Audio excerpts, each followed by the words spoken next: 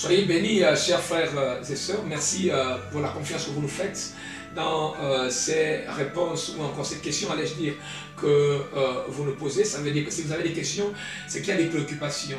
Et nous sommes là disposés à répondre, n'est-ce pas, à vos préoccupations. Et sur ce, nombreux ont réagi, à savoir qu'il était important pour vous de poser ces questions si William Branham était un vrai prophète. Et oui, nous continuons justement à réagir pour vous donner des éléments de réponse en rapport avec les Saintes Écritures, car la Bible est ce qui nous éclaire. Et la bonne interprétation de la parole, c'est nettement mieux, car mon peuple, dit la Bible, périt par faute de connaissance. Alors, je m'en vais vous lire ce que dit la Bible dans le psaume 10, 3.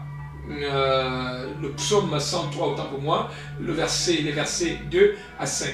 Mon âme bénit l'Éternel et n'oublie aucun de ses bienfaits. C'est lui qui rassasie,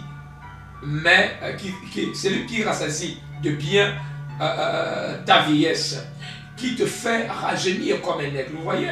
Alors, Dieu toujours compare ses enfants aux aigles. Il me fait rajeunir comme un aigle. Nous tournons 32, versets 11 à 12. Je vais vous le lire. Alors, pareil à un aigle qui éveille sa couvée, voltige sur ses petits, déploie ses ailes, les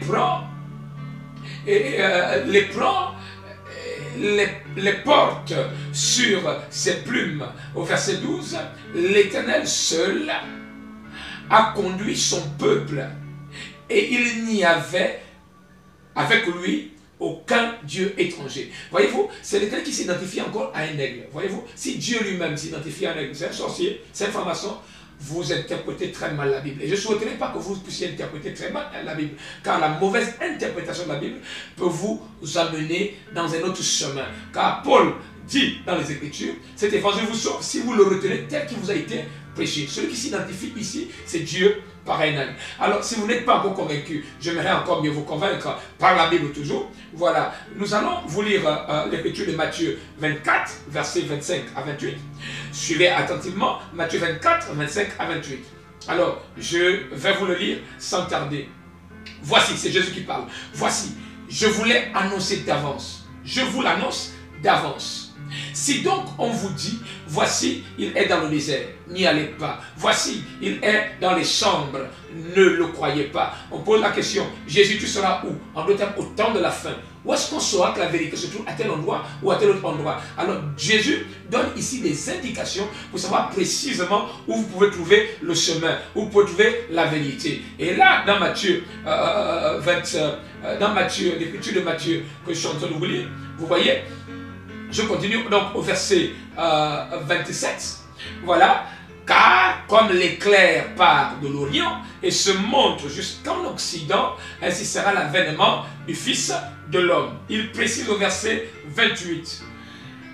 Quelque lieu que soit le cadavre, là s'assemblent les aigles. Il ne parle pas d'un cadavre naturel, mort, n'importe quel type de mort. Non, il parle ici de lui-même Jésus. Là où se trouve la vérité, là où se trouve le chemin, c'est là s'assemblent les aigles. Ça veut dire ceux qui s'identifient aux aigles. Donc au temps de la fin, les enfants de Dieu, les vrais fils de Dieu, devraient s'identifier aux aigles. Et je crois que William Branham, en s'identifiant à un aigle, ne peut pas être un faux prophète.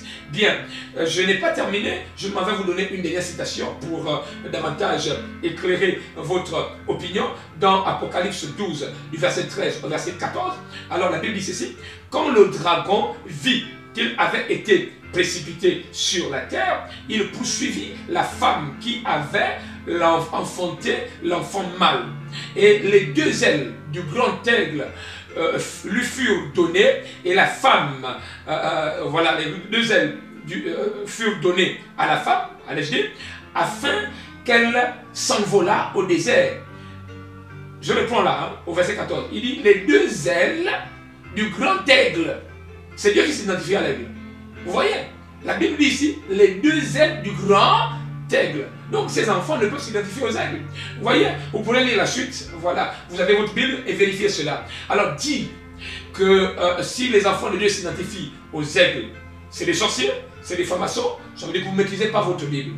Je vous prie de revérifier encore ces citations Et vous comprendrez alors qu'au temps de la fin, les vrais fils de Dieu devaient s'identifier aux aigles. Alors, je vais m'arrêter pratiquement par là, sans trop m'attarder. Et une autre question avait été posée, et je vais répondre dans le prochain numéro, à savoir, il aimait la bourse, il aimait la forêt et tout ça. Et vous savez, les saints de l'Ancien Testament aiment beaucoup la forêt. Et ce n'est pas tout. Il y a bien d'autres questions auxquelles je pourrais répondre.